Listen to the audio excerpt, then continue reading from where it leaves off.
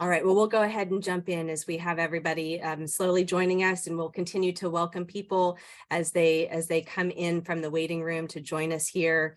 We're so very delighted to have you all joining us for this session today.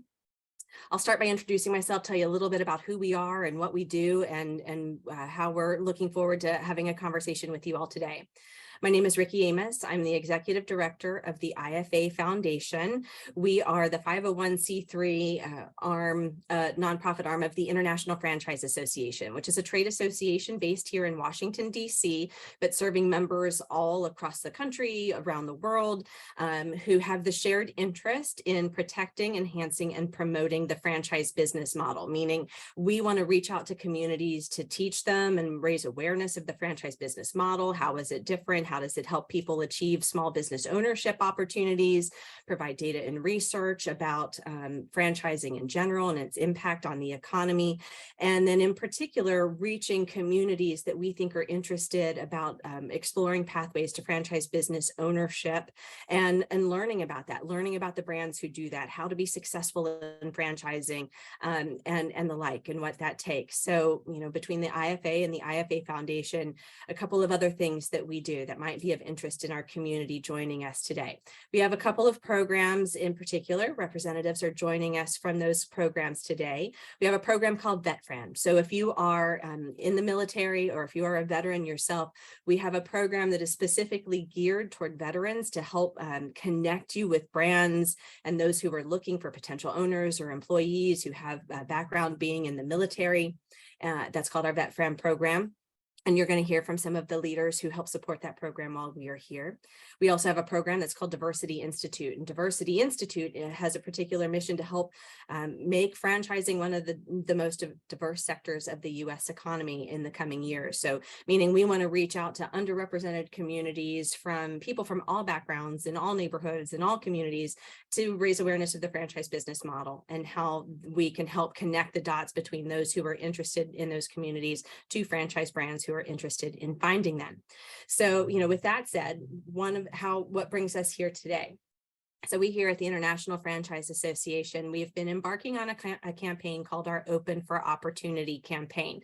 We're so very passionate about the franchise business model here, and we want to help spread the word through stories, through education and information to communities across the country about how franchising is open for opportunity. So in 2022, we've been visiting a lot of different cities across the country, meeting with mayors, with nonprofits, with local organizations that are connecting with potential entrepreneurs in their communities. And as we've left those cities, we wanted to come back with additional education and information for individuals in those communities who are interested in learning about franchising. And so one of the first steps we're taking to do that is this webinar series that you all are joining in today. This is our Open for Opportunity educational webinar series. It's been in 3 parts. Many of you joined us for parts 1 and 2. In the first session, we talked about what is franchising. Franchising 101, what are the basics and what do you need to know and how can you learn more about it? Number 2, we talked about accessing capital. We know one of the biggest challenges facing individuals that are from veteran backgrounds, underrepresented communities, like women, you name it, one of the biggest hurdles in becoming in joining franchise ownership is understanding how to access capital and what are opportunities and available resources to you to do that. And then this third session that we are doing today, we're focusing on sharing examples and stories about what it's going to take to be really successful in franchising. And we wanted to bring, leaders to the table who were willing to share their story, to talk about their brands and how they're supporting communities and answer a lot of your questions. So through it all, we want to connect the dots to everybody, provide a lot of information and talk about it.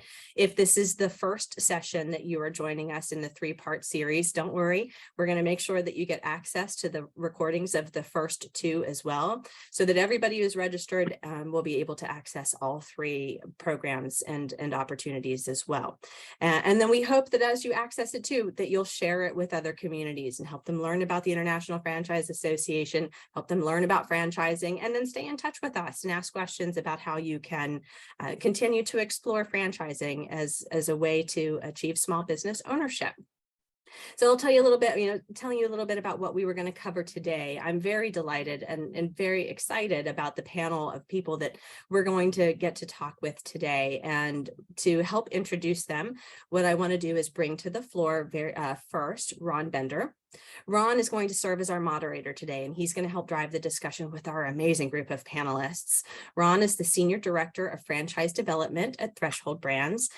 Threshold Brands and Ron in particular have been involved in leadership at our VetFran program, which I mentioned earlier, for a long time. And Ron is a very passionate advocate on behalf of franchising, on behalf of veterans and diversity within franchising in particular. So you are all in wonderful hands with Ron to lead us through this conversation today. So Ron, it's great to see you. Thanks for joining us. Oh, thank you so much, Ricky. I am absolutely thrilled to be here, and I love being able to help some folks learn more about franchising, their opportunities, and again, what it takes to be a very successful and very fulfilled franchise owner. We're very pleased to have all of you today on the presentation. Open for Opportunity is really just a terrific outreach program. It's designed just to get the word out to people who could take advantage of great opportunities in franchising. And boy, do we have some great information for you today. I'm joined by three absolutely terrific parts of the franchise industry. I'm proud to call them Fran friends or even Fran family. And I'd love to introduce them to you here in just a moment. First, we have Tom Casboom, who's with Snap-on Tools. Tom and I have known each other for a few years. I have Brian Woods. Brian is absolutely a terrific friend of mine. Also, he and I just see each other at events all the time, and we just have a great time. And then Maria Icaza, who is a franchise owner, a multi-unit owner in my home state of Maryland, has some absolutely fantastic information and a terrific story of how she joined franchising and what it's meant to her and to her family. So what I'd love to do, Tom, is give you an opportunity to introduce yourself, tell us a little bit about yourself and Snap-on Tools, and really what Snap-on Tools is all about in franchising. Well, thank you, Ron, and hello, Ricky and Eric and the whole IFA team. I want to thank you all for and particularly the IFA Foundation for the opportunity to share the benefits of franchising with our audience. So as Ron said, I'm Tom Casboom. I'm Director of Franchise Systems for Snap-on Tools. And my primary role is to strengthen the franchise system for our 4,600 franchise owners across the globe. So we're one of the larger non-food franchises out there. Snap-on's a $4.5 billion S&P 500 U.S. company with a 102-year legacy of developing, manufacturing, distributing innovative productivity solutions to the world. So our Snap-on franchisees literally drive their showroom on wheels directly to the bays of professional technicians and tool users that purchase and use our over 58,000 products to perform critical tasks to keep the world moving. That's kind of an overarching summary there, Ron. There's a snapshot of Snap-on Tools. I love that. Thank you so much, Tom. And Maria, if you would let us know where you've been, where you've come, and why Dunkin' Donuts played a part in that. Okay, good afternoon, everybody, and thank you for the IFA to hosting this. I wish that this was around, and probably was, but I just didn't know about it. I first started. So I'll tell you a little bit about myself. Maria Icaza. I'm originally from Panama.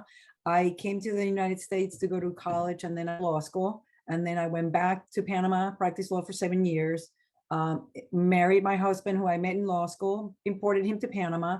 He was an attorney for the canal. Long story short, we ended up in Southern Maryland. I had become a partner in my law firm. And when we moved to the United States, I didn't want to do that anymore because I felt like I had worked extremely hard to become a partner. So I wanted to open my own business. Fast forward, we were looking for things to do in my area, and we started looking at Dunkin'. My mother-in-law at the time loved Dunkin' Donuts. She came to visit us for a weekend and said, "I know what you guys need here." So we looked up the brands. We looked at it on Saturday, literally made the phone call on Monday. Fast forward, yesterday was my anniversary, 15 years in the system. I started with one store, now I have 5. it's been a really great road. What I would say is how to choose your franchise. I would say, first of all, look what is needed in your area. What do you think would be successful in your area? Because then you need to look at who your competition is. Talk to your potential franchisor. Talk to franchisees that are in that system. Ask them all kinds of questions from financing, how to choose a location, your cost of goods, what are your cost of build out, your real estate investment. I would suggest work at a franchise location for a little bit so that you learn the business from the ground up. Write up a business plan, look for financing. I will tell you that when I first opened my first store, nobody wanted to hear me because I didn't have a credit history, commercial credit history in my area, and they didn't know who I was. And quite honestly, think about it. If you're a bank, why would you give me money? I haven't proven myself to be successful. Long story short, my first loan was an SBA loan. I paid 8.875% interest, which I remember to this day, because when I first had the opportunity to refinance, I did that. And I was saving a ton of money by refinancing, but you have to prove yourself first. And if you don't have capital, the SBA is absolutely an opportunity for you to access capital. Join your local chamber of commerce because you get to meet people. Then if you join your local chamber of commerce, your other business partners in your community are going to want to support you. Go ahead, Ron. No, that's good. Okay. We'll have, we'll give you a, go ahead. What the other thing that I would say is, when you write your business plan, write your employee handbook. Definitely, I would hire a talent recruitment company. I have several because we're in a really tough market right now. And, you need to attract and retain people. Hire veterans and special needs individuals. In every single one of my stores, I have, if not one, but two special needs individuals, and they really eager to work and do a really good job. And it actually helps you create a really great atmosphere with your other employees. They feel like they need to take care of each other. So the culture that you create in your business. I would suggest get involved with different committees within the franchising network. I'm the co-chair for the ad committee for our regional market. Therefore, I go into the marketing steering committee at the national level. I'm the regional advisor council for our franchisees at the brand, and I'm at the brand advisory council. So there's different levels of involvement with the franchisee community. I'm the first woman to ever been at the back level for Dunkin'. So it's really important for you to get involved in your franchise, within your franchise network. And then, join local nonprofit organizations in your community. Like Rotary or, I don't know, there's a million of nonprofit organizations that, are going to ask you for donations or whatnot. Make it for donations because the more you get involved with your community, those people are going to support you long-term in your business. In the beginning, you're like, oh my God, I'm giving away all my profits. You're not. It's an investment that you make in your community. So with that, I don't know if I talked too much or too little, but if you guys have any questions, I'll be more than happy to answer any questions. Wow, thank you, Maria. That was terrific. Please, I'd like to mention to our attendees, we have a chat feature. If you've got questions, please do feel free to put those into the chat and we will address them as we go through today's process. And to my final panelist, Brian, please give us a little bit of information about you. Tell us about Neighborly. Tell us how you got there and what Neighborly is all about in franchising. All right. Well, thanks a lot, Ron, and thank you to the IFA for having me. My name is Brian Woods. I am the Group Vice President for Franchise Development at Neighborly Brands. Neighborly, we are the largest franchisor of home services. We have over 30 franchise concepts across 9 countries. We actively have around 19 franchise concepts that we are franchising in the United States and North America. And all of our brands, we either going to repair the home, enhance the home, or maintain the home. So we have a lot of different concepts that pretty much covers any home service that you possibly could think of. I've been with Neighborly now for a little over a year, almost a year and a half now. And I am responsible for the brands that deal with repairing, right? So you may have heard some of like Mr. Rooter, Mr. Electric, Mr. Appliance, and so on. Other brands that Neighborly has that some people may have heard of, like Molly Maid, right? The home cleaning service. So we have many popular brands that all fall under the Neighborly umbrella. Neighborly is also one of the founding members for VetFran. So this is something that's near and dear to the Neighborly organization. For myself, I am also big in recruiting, from a diversity perspective. I am also responsible for all growth for those repair brands, but I have a personal mission to try to recruit candidates that's of diverse backgrounds. I am also the president of our diversity and inclusion committee in Neighborly. So this is something that I do as a passion and one of my main passions that I have. So prior to coming to Neighborly, I was with Motel 6, where I was doing franchise development there for about 6 to 8 years. So that's a little bit about me and Neighborly. Wow, love it.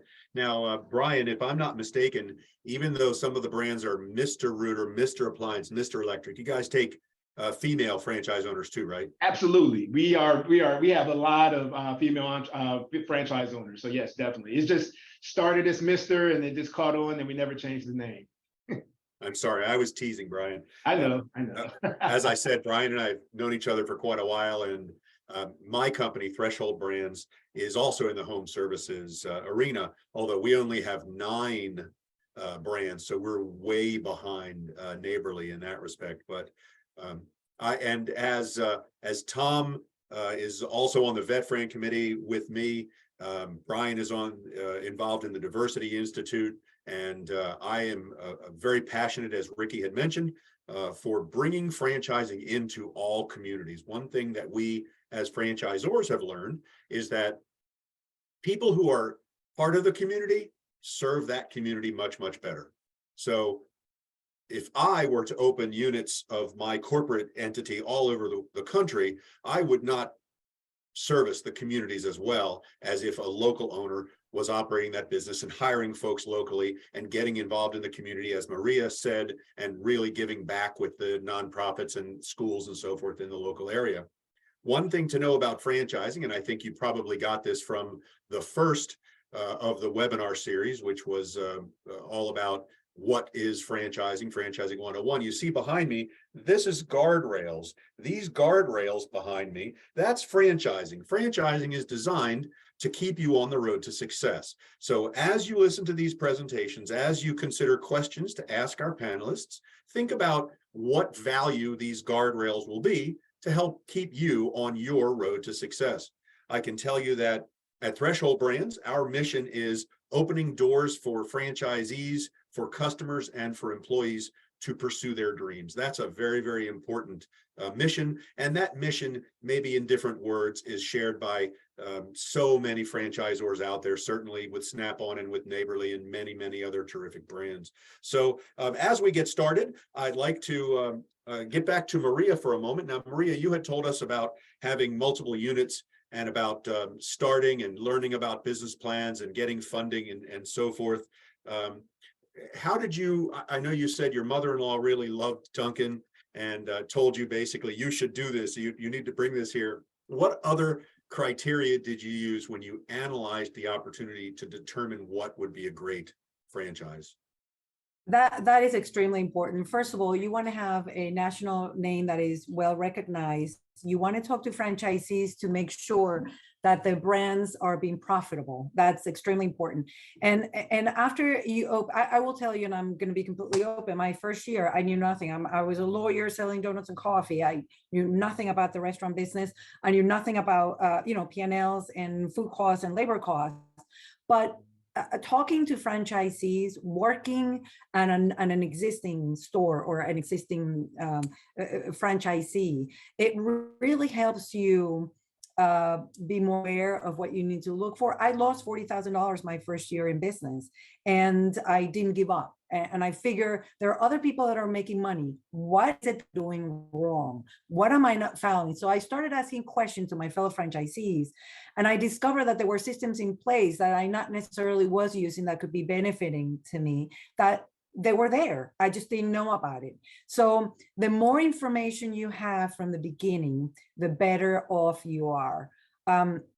Any business, you really have, what are the chances? 50-50 of failure in the first year. When you join a franchise, first, they've proven the model. You know it's going to work because the people are making money. So right there and then, if you're not making money, you're doing something wrong. So you need to figure that out. But you don't have to worry about different things. You don't have to create the products.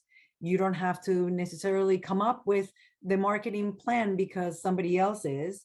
You're contributing to that marketing plan, but somebody else is doing that for you. Imagine if you were not in the franchise system. Not only you have to worry all the things that you need to do on a regular basis, but on top of that, you have to come up with innovation. You have to come up with marketing. It would be extremely difficult to be successful. So I like the franchising model really much because it just makes it that much. It's not easy, but it makes it that much easier. Any business that you own, it's going to be hard. I would be fooling anybody if I would say, I love when people say to me, oh, the stores run themselves. There is no business that runs itself. You have to be involved. You have to be there. You have to create. Then once you grow and you master and you know what you're doing, then you create a structure, or you should do that first. And then you create your succession path. Who's going to take over when you want to retire, how you want to grow, how far you want to grow, that kind of thing. And just to piggyback off that, Ron, I was just going to say about that piece about the being involved on the front end, right? Because a lot of times we are hearing many people, talk about the semi-absenteeism model, right? And a lot of people want to just, kind of come in and not put that commitment on the front end. But it is very imperative that anyone who's starting a business needs to be there, every day at the beginning of that business for at least a year or so, right? Just to understand what's going on. Because if you start to pull away too fast, you won't truly understand your business model. You won't be able to tell someone else how to run the business because you don't know it, right? So I think that was really good, Maria, to talk about the fact that you have to commit on the front end, and then you can build a plan that can allow you to start to pull back a little bit from the operations. Now, wait a minute, don't you get asked all the time for the unicorn? Oh, People my say, goodness. I want to invest this much. I want to keep my existing job, but I want to make this much. Do you have one of those for me, Brian? I know I don't. And I told him if we did, I would be a multi-unit franchise owner myself if that was the case. That's exactly what I say. I would have bought them all up and you wouldn't have any left. Absolutely. So now, Maria, you had mentioned earlier that you build a business plan and you submit a business plan. Who is it that you needed to submit your business plan to?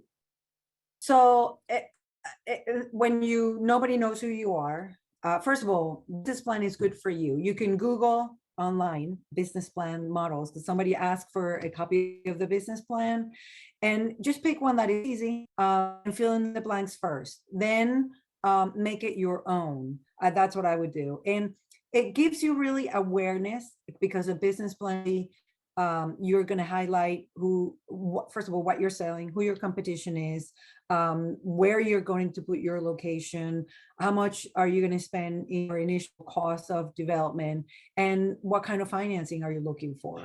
So the business plan really, it's an educational part for you. And then if you do get a business loan with a bank that doesn't know who you are, or the SBA, they're probably going to ask you for a business plan.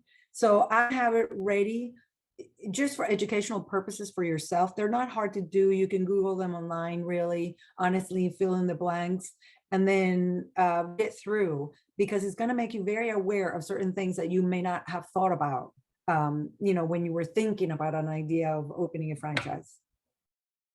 And of course, there are also some great resources to help people build a business plan. There's a program called SCORE, which is the Society of Retired Executives. Those folks are a nonprofit associated with the IFA and SBA actually. So they are happy to help at no charge, help people build a business plan. And although direct lenders and franchisors are not allowed to help you build a business plan, there are third-party loan brokers and consultants who can help. I'm sure there's a lot of resources that we can help point you to, and we'll talk more about those resources in a moment. Tom, I've got a question for you. When you are considering different franchise candidates, folks who say, I want to learn more about Snap-on, I think I'd like to be a Snap-on dealer. What type of criteria are important to you? What do you look for to make sure that someone has a great chance of success? That's a great question, Ron. And my 32 years with Snap-on, both as a franchisee and then as a franchisor side, my biggest question would be, do they understand their why? What is the potential franchisee's motivation to be a franchise in general, Snap-on Tools in particular?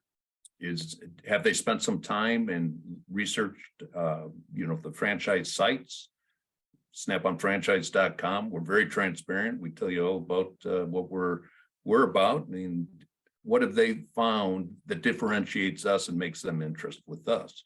So why Snap-on? Is it the iconic brand, the loyal customer base, exclusive high quality products, one-on-one relationships with customers, not business to business as much as face-to-face, right, with technicians. So what's the differentiation that is attracting them to this, proven model?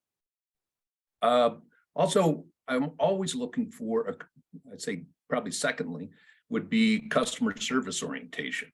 So franchising is local and individual relationships are truly the key.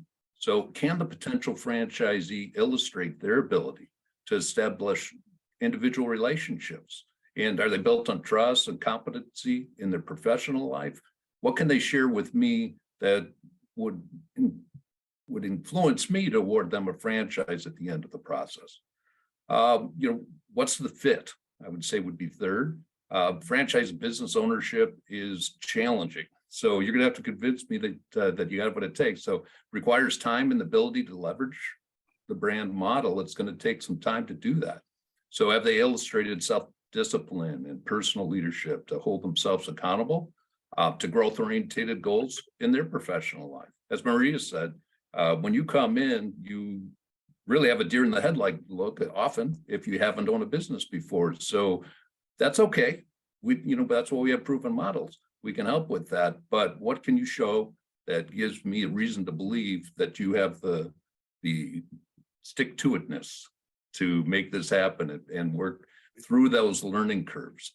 We can have the best system in the world, but you can't have somebody who won't participate in and follow that system be successful. And I think that's one of the reasons why we dearly love veterans in franchising, because veterans have such a great history of following a system, building a team, and achieving that mission, knowing that the mission is job one and getting it done. We certainly do love veterans for that. Brian, I'm going to toss a softball at you and then come back to you again for another question. But the softball is, with Snap-on, with Dunkin' Donuts, and with most of the neighborly brands, these are very, very well-known, very high-profile franchise names that have become certainly household names in many, many regions of America. But there are many, many startup or emerging brands out there also, and every franchise brand got its start somewhere. So is it okay to consider a brand that is new, isn't well known, and might be a little bit more work to get started? Is that something that people should consider? Absolutely. When you're looking into, franchise businesses, you should, not limit yourself to any of the options, right? Some of the emerging brands, to your point, might not have the brand recognition that maybe some of the older brands may have, but they could be on the upside, right? Because at one time, Mr. Rooter was in the same place when they only had 1 or 2 locations and was trying to grow their brand. So you could be coming in on the ground level of some really strong brands that can come in, right? So, doing your due diligence, right? And one of those, you want to really make sure you investigate their leadership team, right? Do they have the vision, right? Do they have a really sound plan to go from, say, 10 units to 100 units, if that's their goal? Is that plan something that you can get behind? Then you look at the culture. You can look at the culture of an emerging brand and see, does that align with your individual, values, right? In Neighborly, we have a set of code of values, and we use that as well when we do our mutual evaluation process to ensure that any candidate we bring in fits those code of values that we have. So if you're looking at emerging brands, look and see what kind of culture, what kind of values that emerging brand has. And then for the few, owners and locations that's there, really get a chance to spend some time with them, right? Because they will be very, very transparent and give you that information on all their experiences that they had so far, and then also can help you understand the long-term vision and plan of that brand. So if all of those things check out, and even though it's an emerging brand, that could still be a good fit for someone. Oh, outstanding. Ron, piggybacking on Brian, that's a great summary. But one of the keys is no matter what size the brand is, are they encouraging you to speak with the owners, the other franchisees if they have them, or on the company stores? So at Snap-on, we encourage all potential franchisees to speak with any franchise in the system. In fact, we have their contact information in our franchise disclosure document, as all brands should.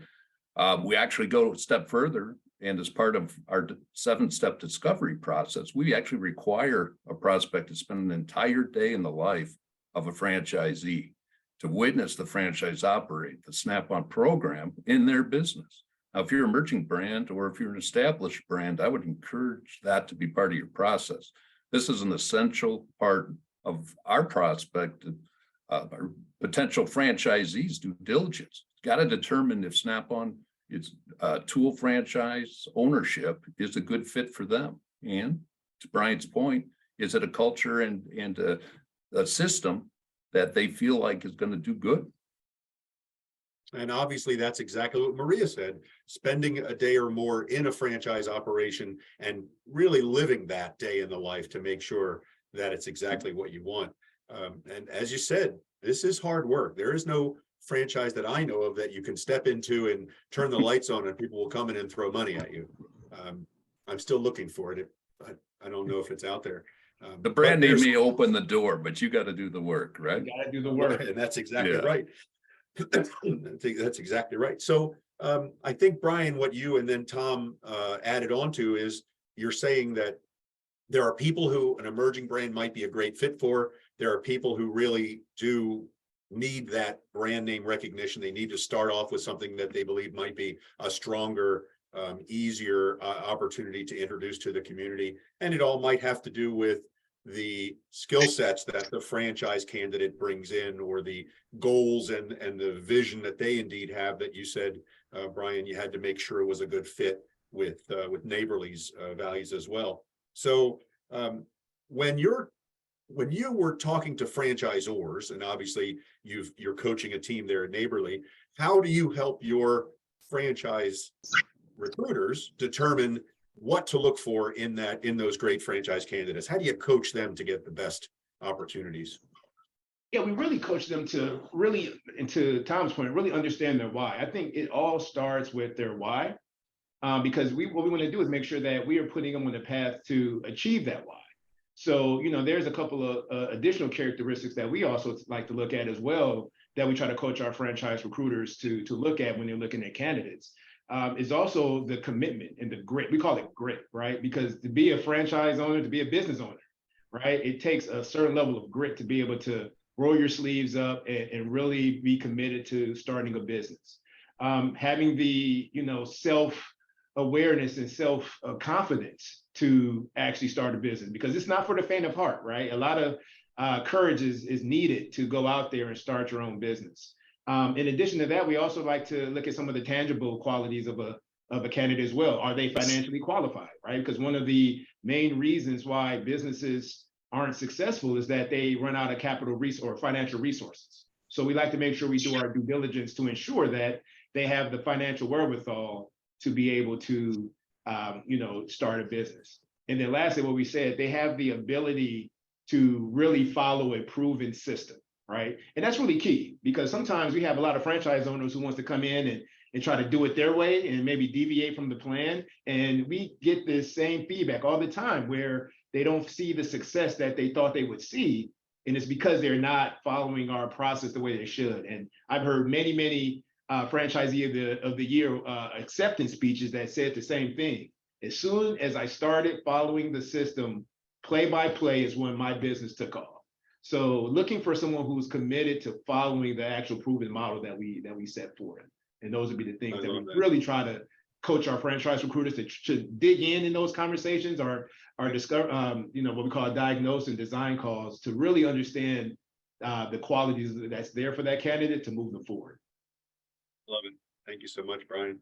Maria, I've got a question for you too. When you, coming from a background as an attorney, moving in from Panama after going back there as an attorney for years, when you started looking into a business, besides your mother-in-law, who we know wanted you to have a Dunkin' Donuts, who is it that really kind of got behind you and helped you with the decision process and gave you the confidence that you were doing the right thing? So we had been looking for something to do. So we looked at different franchises actually, and we're kind of discouraged because of some of the franchise stores were not completely transparent. So that's something you really want to look for. And once we decided, that it was Dunkin', because when we looked it up, it's been around forever, and it was a good, strong brand, and there's franchisees, and we talked to several people that own Dunkin's before we actually, throw ourselves into the waters. My husband, I would say, this was the plan.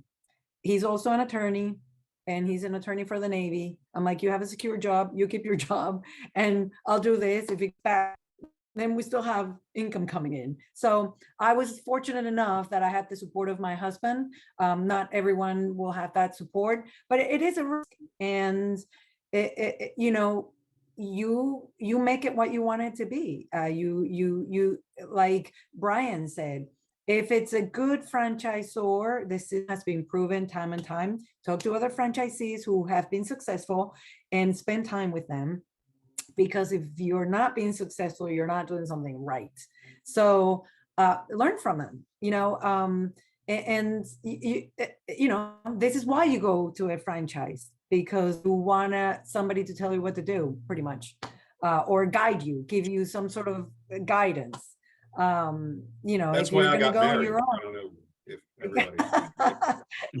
if you're going to go on your own, your chances of being successful are even less than being a franchise. And nothing's easy.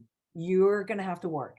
That's a reality of of what it is. But believe in yourself, and have somebody like my husband to support you. Then believe in yourself. Talk to people. I would say talking to people is the best thing. Get informed. Yep. But you can do it, right? And that's what I'll end with that. Yes, absolutely, and you 100%. need courage, but it can be done. I just want to make sure it absolutely can be done. And I'd say if I had to do it all over again, I just wish I was a lot younger when I started, because instead of 5, by now I would have 25. So absolutely, yes. You're going to work. I've got a question for all of you. I'm gonna start with Tom, but does your franchise brand have programs to encourage franchise ownership by veterans and by members of diverse communities? Oh, absolutely. Yes. You hit on it, Ron, earlier when you said there's certain attributes in the veteran population that hone skills while they serve that translate pretty well into franchising. But veterans are, just like any other community, very diverse, but they also are not all entrepreneurial spirited or want to own a business. So there's great people in both of those communities that maybe it's not ownership, but we still want to, help in any way that we can. So one of the things that we do to accomplish that in Snap-on is to honor their service and earn their, we try to ease their way to franchise ownership. So Snap-on offers a $20,000 cost of initial inventory at no cost to qualified, honorably discharged veterans throughout the diverse veteran community. We're, as you pointed out in the intro, Snap-on's one of about 500 franchisors involved with the IFA affiliated VetFran committee. It's what I serve on with Ron and many others to help educate and assist veterans in transitioning to service in the franchise community. Snap-on will also finance qualified franchisees to purchase their businesses, which reduces the barrier of entry for many new franchise business owners. So like Brian said, it is going to take some investment, but what kind of additional help can the franchisor, give you a leg up in getting financing, as the second session was about. There are brands such as ours that have fully owned affiliates that will do the financing, not just for the franchisee, but even for customers. So that's the way we kind of try to reach out, help ease the way into the business, because that local franchisee in that local community is well known already, and they have so many skills. What can we do to help them be the local face of Snap-on in that community? I love that, Tom. Thank you so much. How about you, Brian? What does Neighborly do to help encourage franchise ownership by veterans and members of diverse communities? Yeah, well, since we're one of the founding members of VetFran, that is probably our signature program that we actually have available for veterans, right? And that gives them discounts on the upfront fees. And then we also look at any potential discounts and royalties. So, the VetFran program is the number one program that we have. We are in the process of working on a diversity program, and we're working closely with IFA and the Diversity Institute on something that's going to be more robust, that's going to have very similar, program enhancements such as discounts and things like that. So, Neighborly, we have been committed to diversity and inclusion for a while. We are just starting to gain some momentum on really pushing the envelope to see, recruiting of diverse candidates. We have, continued to, be a part of, different diverse programs. We just, participated in the Congressional Black Caucus in Washington, D.C. a couple of weeks ago. We've also, sponsored some events at some career fairs for, it's called the Big Ten Black Alumni Network. So this is, African-American college-educated alumni who are currently in, corporate jobs looking to transition out and become their own business owner. So, really targeting these groups and these audiences to increase awareness of franchising, but then secondly, get them attracted to our brands with the programs that we have coming in place very soon. That's outstanding. I can tell you that at Threshold Brands, we're very fortunate. Our Chief Growth Officer, Scott Sutton, sits on the board of the IFA Foundation, and he has helped us get very much involved in the Diversity Institute. We offer discounts on the franchise fee for members of all diverse communities, including African Americans, the Latinos, and many Asian Americans, Native Americans, as well as LGBTQ and so forth. Mm-hmm. So we think that there's really a tremendous benefit, as I mentioned earlier, to bringing folks in from the specific community that the franchisor wants to service.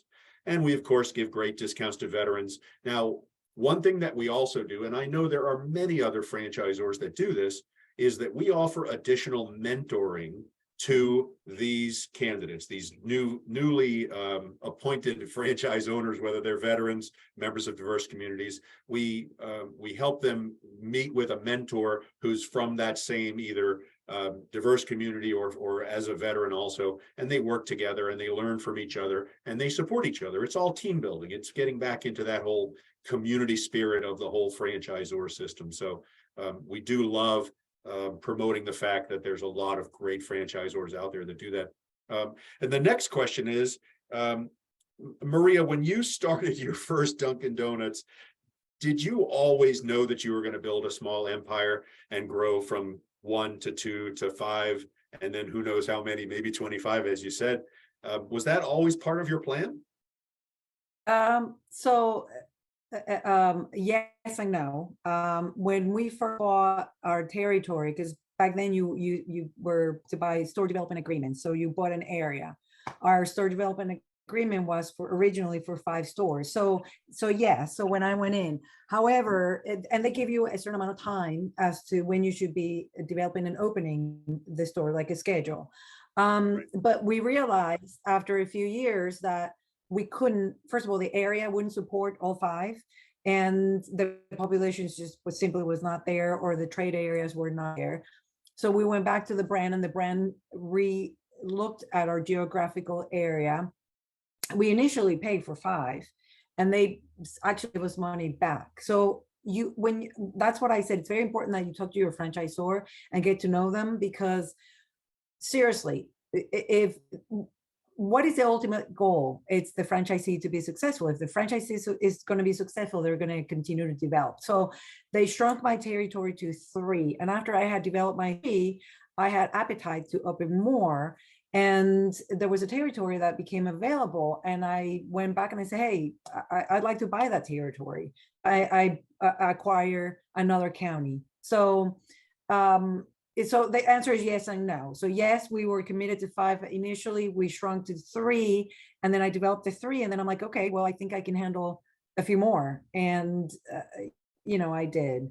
So it's very important that the franchisor has a good relationship with the franchisees. We're not always going to see eye to eye, and that's okay. You can have robust discussions about different things, but at the end of the day, look at what your franchisor really is looking for. Are they looking for people to be successful, or they're just there to take your money from the beginning, and good luck with that.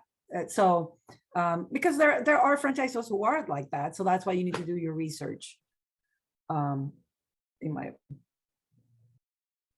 Well, kudos to both you and Duncan for realizing that just getting 2 more units open in that territory would not serve anyone. That's actually that's a very, very encouraging sign from a franchisor, that telling you that, you know what, you really shouldn't open more. It's not going to benefit anyone.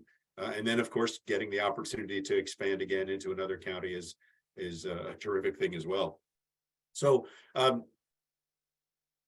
know a lot of folks who are considering franchise ownership. It might not be the right time for them to step into franchise ownership. They might be thinking, you know what, I'm just really, I just am not ready for that kind of risk. So as far as employment goes, whether it's an employment of a veteran or someone, a member of a diverse community, let's talk about those kinds of opportunities. Tom, you've been with Snap-on for 30 plus years. Can you tell us a little bit about your career path and how that worked out for you?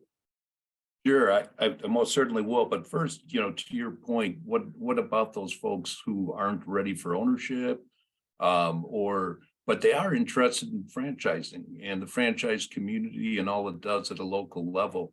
Veterans, are a perfect example. So there's a lot of organizations, like we partner with Hiring Our Heroes to interview folks who are wanting to take a leadership path with a franchisor, and really don't have the interest in owning, but really would like to build teams, and all those skill sets that they've honed, rallying around a common goal. They're used to working on goal-oriented performance metrics, right? And they know how to motivate, rally teams, and get it done. So we love to look into veteran and diverse communities to find folks like that. We're probably the most vertically integrated company, that you probably heard of. I mean, we develop, literally manufacture, right in our own plants, and distribute through our franchise channel directly to where our customers use our products. So in that type of system, just think how many jobs there are, from the franchisor standpoint, from manufacturing to logistics to IT to all the white collar work and all of those things, right? Well, that brings me to my career. So Snap-on recruited me in finance shortly after, I think it was my second job out of college, actually. So that was, a choice of education. And I went to work for Snap. I love the culture, would interview face-to-face, and we joined the company, right? But I really found this energy around the franchisees. They were just amazing folks. So I went out for a ride, just like we've all mentioned, that's a really good thing to do. Go spend some time with a franchisee and see if it's the right thing for you. I fell in love with it, bought a franchise. You know, as Maria said, when you're out there and you're in a franchise, eventually it comes down to a point where you want to grow. Well, at that time we were just incubating the thought of multiple franchises. And we didn't really have that as a concept. So same store growth and all those things were there. But what actually happened is they talked me to come in and be on the franchising side and take a look strategically at some other opportunities, including multiple franchising and franchisees, you know, with employees and what are we looking for and all of those things. So originally went into one of those field teams, just like we recruit people for. And we call them franchise performance teams. We help franchisees. We're a source of information for them. You know, shoulder to shoulder training, going right in to see customers with them, making sure they get going.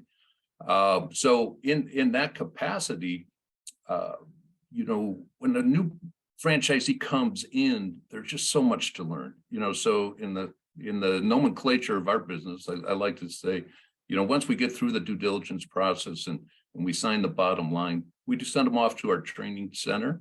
So they spend 10 days there where I'd like to say we open the hood of their mind and we pour in all this information and shake it all up and, you know, get them one-on-one, you know, interactions with other franchisees. They build a sense of community immediately with other franchisees in the same position that they are in. Then when they get back, to Maria's point, you're abundantly aware that there's a whole lot left to do. So we have one of our franchise performance team members, the type of people that we're looking for with experiences. And they literally spend the next 3 weeks with that franchisee. You know, it's at a minimum where they're with them day to day, because to Maria's point, for a successful franchise is what franchise Snap-on tool or any corporation needs in order to continue to grow. So the more successful they are in servicing customers, the more products we make in our plants. And I think that people are really the key there. So they identified me as one of those people. My teams just have kept getting bigger. 10 years ago, I probably left the actual field day to day with the franchisees. That's a regional manager in the Southeast, which is about 442 franchises and the 7 teams that supported them. And went to the headquarters to take the current role as director of franchise systems. So it started out with the USA. Then we took some of our concepts and brought it up to Canada, so North America. And now we reach out, support, and help the rest of the countries out there in the globe. And day after day, it's never boring to work with people and to help them grow. I mean, there's nothing more inspiring to people than in a franchise capacity, no matter where you are, as a franchisor or as a franchisee, to reach goals and achievements and see personal success. So kind of a long-winded, but pretty accurate story of you know, my journey in 32 years. One more thing I'll add to that, though. As I was telling Ron earlier, I'm at Las Vegas at a leadership meeting, and I'm 32 years. I was a rookie in a lot of those breakout meetings. That the type of culture that Brian was talking about, if you have people who are enjoying what they do and are successful and have an opportunity to continue to grow, they stay. They stay. And it's for all of their own reasons. It's getting back to that why. What motivates you? Getting a culture that you can grow in and continue to do so, and your future is bright. Doesn't matter what community you're coming from. You bring the energy, follow the system, and you're on your way. Wow, I love that. And I know Snap-on is first of all, Snap-on is very fortunate to have you, but obviously you're very fortunate to have Snap-on too, because that's a family. Absolutely. And you belong, and obviously you get a tremendous sense of satisfaction from it. So I think that's very, very valuable. Now, obviously, one of the things that you mentioned that really resonated with me, Tom, is you talked about being able to continue to grow and career path. And Maria mentioned it when she started with a concept of 5 and then had to drop down to 3, but, you know, still wanted to continue to expand and grow. And I know that's very critical, not only for a franchisee who might want to continue to grow their business, maybe with additional units, but also with employees. So when you hire people, when you bring these people on inside your own business, whether you're a franchisee with a unit, whether it's a brick and mortar like Maria's, or perhaps a mobile business like Brian's, you know, and Tom's, you've got to have a career path for the folks who work with you. And I think that's a terrific thing that you brought up, Tom. Thank you so much for that. So Ron, one on other this, one other thing with that, just to put an exclamation mark on that. When you're looking at systems, what do successful franchisees in that system do? Do they have the opportunity to grow? A. B, do they take advantage of that?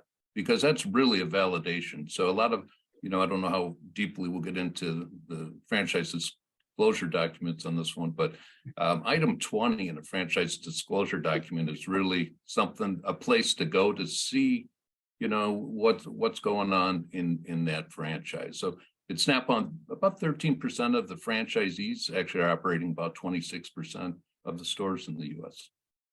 nice. And multi-unit ownership, I agree with you. I think that is a terrific validation in the systems that multi-unit operation is appropriate for, because it's not for all systems. But the folks, if the existing owners are expanding, buying additional licenses or opening additional units, boy, is that a great commendation for that system. So I'm going to switch over to Brian and ask you a question. Brian, I know you obviously are managing multiple brands yourself, and Neighborly has so many brands.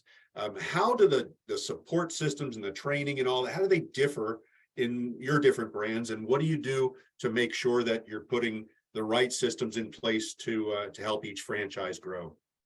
Right, and that's a great question, you know, because since all of our brands, you know, have a lot of different type of skills and services that they provide, we have to tailor a lot of our training and support to be able to accommodate those specific brands and those needs. But there are some commonalities across some of the brands, right? You know, a lot of times you're going to have, you know, two kinds of candidates for the most part, right? You're going to have some candidates that's going to be entrepreneurial, what we call folks that's coming out of, you know, corporate America and wanting to start their own business. That's one profile. And then the second is going to be people who are currently in the home services space, right? So these could be existing plumbers, existing electricians, and so on and so forth. So we have to create a system that can accommodate the onboarding for both, right? Because if you're someone who's already in the business, you might not need the hand-holding at the very front as someone who is just getting into it that was an engineer in the past, right? So we have to tailor it to make sure that we have successful onboarding processes for every type of candidate that comes in. And then second, we have to make sure we invest in the right technology and in the platforms and applications for every single brand to ensure that they have the tools necessary to be successful. One of the things Neighborly does is that we do have a few platforms that are used across several different brands. And then there are some brands that use their own exclusive type of technology. But all in all, we have to make sure that we take into account what that brand is trying to accomplish, what's the, you know, specific skills that's needed, and then reverse engineer the systems, the operations plans, and the technology to be able to accommodate them successfully. Very nice, very nice. Now, we had a question come in. I'm going to say my piece and then see if anybody else has a comment here. The question was from a spouse, a military spouse, who said, my spouse, who's a veteran or in the military, isn't really interested in operating the business, but I am myself, and I think our children are. Is that going to work? And I know that in my group, we do offer military spouses, military connected family members, the opportunity, you know, the same discounts and programs and mentoring and so forth that we do for the veterans, and members of diverse communities, you know, their spouses absolutely, and their children would qualify as well. I don't know that all brands can offer that, but many brands do. So please do, if you're looking into franchising, absolutely ask that question, no problem at all. Anybody have a comment on that, or are we good to go? I'm good to go. Yes, so Ron, what I would say is a lot of times my husband and I are in the franchise agreement. However, I'm right. So that person, she could be, and her husband could be in the franchise agreement, but she could be the one actually managing. So she could be the managing partner. So that is very doable. Okay. Yeah, absolutely. And unfortunately, although women are not really in the minority in America. Women are in the minority in franchise ownership, and we do indeed grant those same discounts to women as we do for other members of diverse communities. So, regardless of whether the husband was even on the franchise agreement, we're certainly good to go there. There's another question that came up that I'll throw out to the group, and I know that we'll all have opinions on it, and it's about the franchise disclosure document, or FDD. And the question is, what is that? What does it do? And how can it be used to evaluate franchise opportunities? Obviously, Maria, you used that document when you determined whether Duncan was the right opportunity for you. And then Tom and Brian, obviously, it's a tool that we all use when we speak with franchise candidates. So, Brian, why don't you start us off and give us some information about how you believe FDDs can be used in that evaluation process? Absolutely. In your due diligence, the FDD is probably the most critical piece of information that you can use to do that, to do your homework. It's large, right? So a lot of times people, may get a little intimidated because the average FDD can be anywhere between 200 to 300 pages. But there's a lot of really good information in there, right? Some of the key things you want to, look at is a couple of items, right? So every FDD is going to have items or chapters or sections for that, for lack of a better word, that's going to talk about key things you want to know around fees. What's your average investment? Are there any, litigation or lawsuit to that franchisor? The list of the franchisees in the system, how many locations, right? So there's a lot of good information that the FDD provides you. And then typically, if you take the time to go through that, and inevitably, right, a part of our process is we'll provide you with the FDD, but then we'll also set up some time to review it, right? We'll go over the most pertinent sections of that FDD to ensure that you're getting the best use of your time in going through that. And then from there, it gives you some information from a financial perspective. Obviously, we all know as franchisors, we can't provide any earnings or any earnings claims. But you can take that information, in particular the phone numbers and information on the franchisees, and you can ask those kinds of questions to those franchisees. So at the end of the day, the FDD is going to be probably the first place you start, because it's going to have all the information about that franchisor, and you can use that to compare and contrast any other franchise brands or concepts that you're looking at. Great. Maria, anything to add as far as your own experience? So Brian covered, the 1, 2, 3s of the FDD, but I would say that's why you want to talk to other fellow franchisees even before you look at the FDD, because once they give you all that information, when you're looking at that FDD documentation, then it's going to make sense because you've already heard it more than once. And what I would say, earlier you asked, when is it the right time to open a franchise? There's a right time. It never is the right time. So if you wait, you're always going to be waiting. Either if this is something you want to do and take the risk and get it done, or it might not be for you. Owning your own business is not for everybody. But if that's something you want to do, it's going to be a risk. But you have to decide. Trust me, the younger you are, the better it is. So I would say, do your research. Pick the franchisor for you, what it is that you want to do. And, I don't want you to tell you what to do, but if this is the path, just go for it. Ron, I would add just that the FTC requires all franchisor systems to offer a franchise disclosure document. They vary in when they offer it to you. We do ours very early in our 7-step process. And it's a great way to get with your financial advisor, your legal counsels, and have them to look through it. And, we want to be as transparent as possible in the franchise world to help people make the best decisions, and, spend one-on-one time with your advisors, but with other franchisees. And I encourage everybody to actually compare brands. Sometimes it's apples and oranges, right? Look at the 3 brands here. But the disclosure document gives you some kind of commonality that you can look at different concepts and determine, what is the right fit for you. And And what are your obligations? What are the franchisor's obligations? Great, thank you, sir. Brian, I've got a brief question for you, and then we're gonna finish up with the really fun question. So I'll ask you to answer this quick and be brief there, Brian. What technology systems does Neighborly use, and how does that technology actually benefit the franchisee? We have a few, but to be brief, one of them is we call it Service Titan, and this is a technology that helps a lot of our franchise owners, book appointments. It keeps the inventory check. It provides a lot of alternative solutions and pricing to the technicians that goes out to the field to talk to the different customers. So the good thing about that is that it's transferable across many different brands. One of the things Neighborly does is you have the opportunity to own multiple brands, and we have a lot of technology and platforms that can be used across different brands for that, for those economies of scale and those efficiencies. So Service Titan is a big one. And then we have some other smaller technologies that's used a little bit more to specific brands. But at the end of the day, there is all to provide, ease and a better experience to the end customer. Love it. Thank you. And I love Service Titan. Absolutely phenomenal. Okay, so here's my last question. This is going to be fun.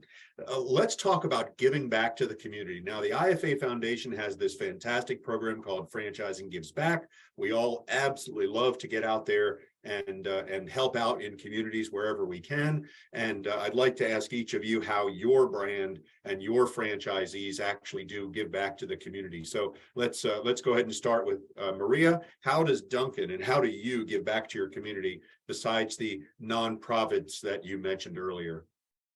So at Duncan, we have it's called the Joy in Childhood Foundation. And actually right now we're doing for every, if you donate $1, we give it to the foundation. And we do National Iced Coffee Day, which is in April. It depends when it falls every year. It could be March or April. We donate $1 from every iced coffee that we sell on that day, and we raise funds for the Joy in Childhood Foundation. I will tell you, I personally, in my network, what we do is I tell my crew members, whatever you raise this period, I match it and I split it within the crew members in the stores. So we have a lot of programs like that. We, there's a lot of other things that we do. We have a scholarship program. So in March, we take funds from the Baltimore, Washington. Do you do massages? Yes. And we donate,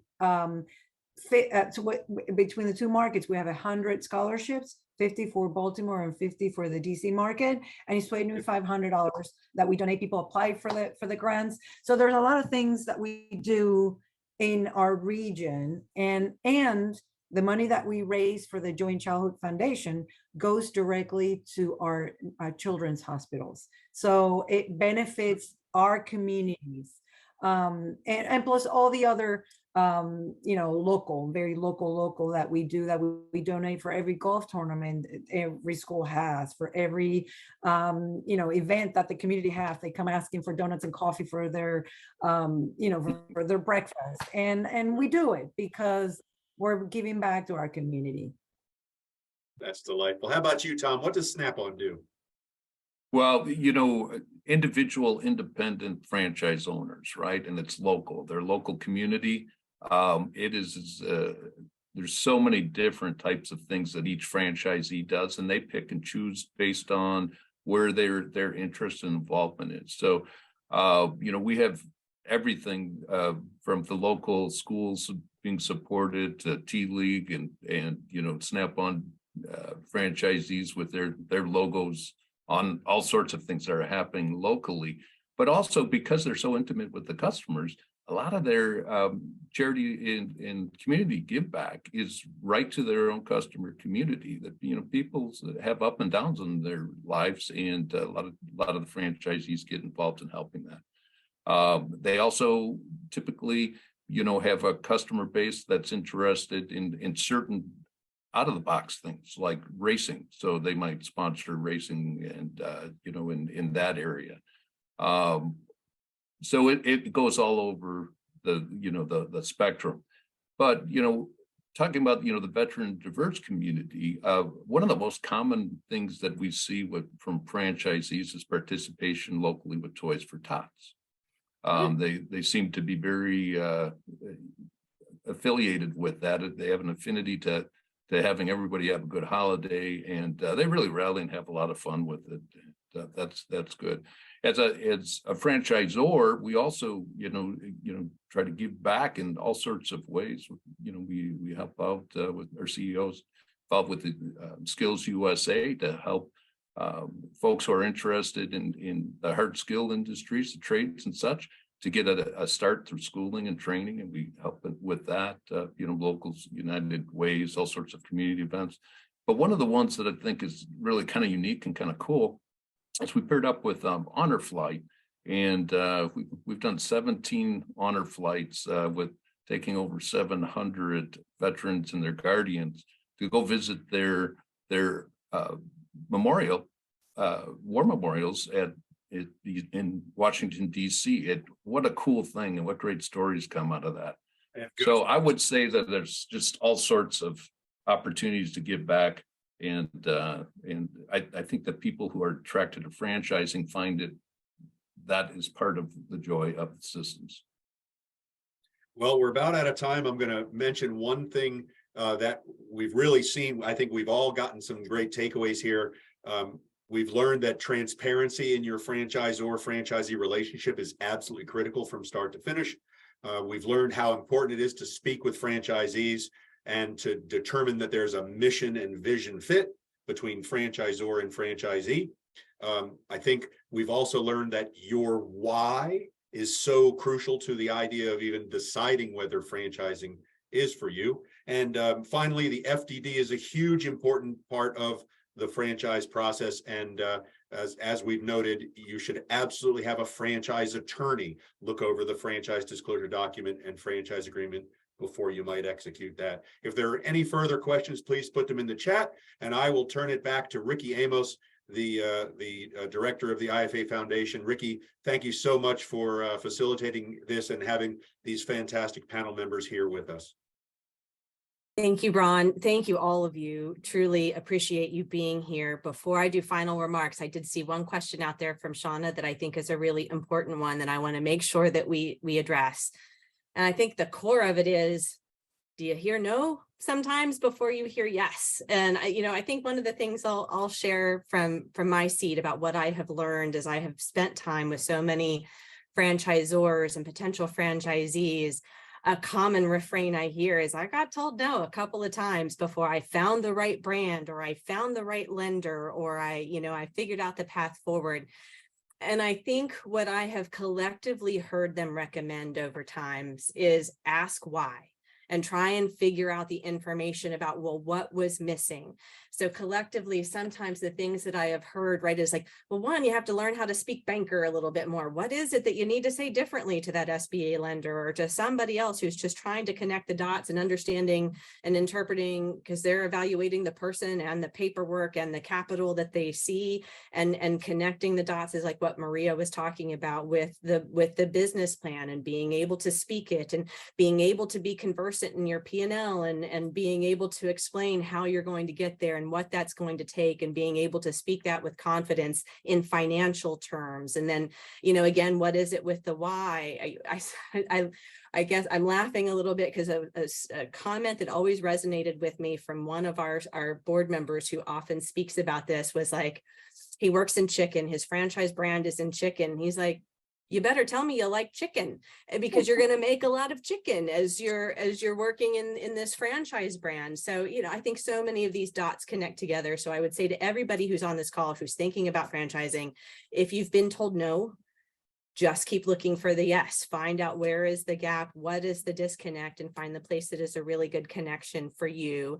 And I hope that some of the resources I was posting in the chat in terms of going to the Franchise Opportunities Guide that we make available at the International Franchise Association, going and looking at vetfran.org if you are a military or military connected family and you want to find brands that are specifically looking for you. And if you want to go meet and greet a lot of brands in one place, the series of expos that we sponsor at the IFA, they're across the country and in different locations. They're a great place to go and to source a lot of information about franchising. So I really encourage you to keep going. And, my thank you to Ron, to Tom, to Brian, to Maria for amazing content and for sharing your stories and sharing your insights to help encourage people along the way and what we do here. So for those of you who were on here, a couple of other sendaways I will take you. As a follow-up to this call, we will make sure that a recording is distributed to you so you can keep access to this information. We encourage you to share it and, let other people know about franchising or what you're learning and send them hopefully to our resources as well. We're also going to make sure you have access to sessions 1 and 2 because we've been talking about the franchise disclosure document. We've been talking about some of the other things. We've gone into more depth on those topics in sessions 1 and 2 as well. So you'll find those to be a great resource if you haven't seen those already. And then with that, we remain available to all of us here at the IFA and those of us that you see out and about. We encourage you to stay in touch and keep coming back and learning and keep pursuing your entrepreneurship dreams. We believe a lot in franchising as the way to open that opportunity for so many.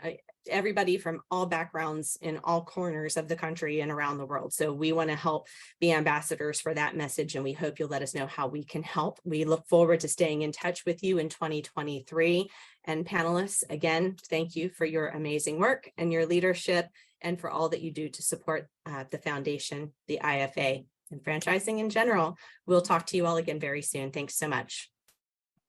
Thank you, Thanks, everybody. Thanks, everybody.